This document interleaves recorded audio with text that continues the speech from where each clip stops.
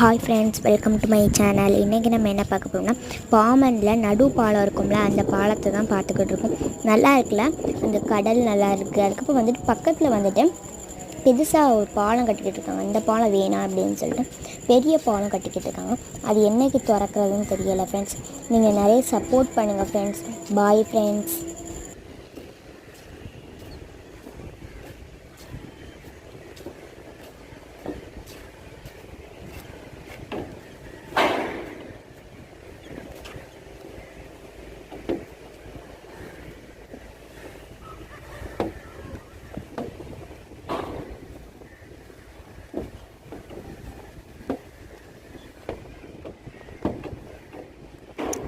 எபிமாவும் நானும் பீச் வேலை மீன் வாங்குறதுக்காக பாலத்துக்கு வந்தோம்.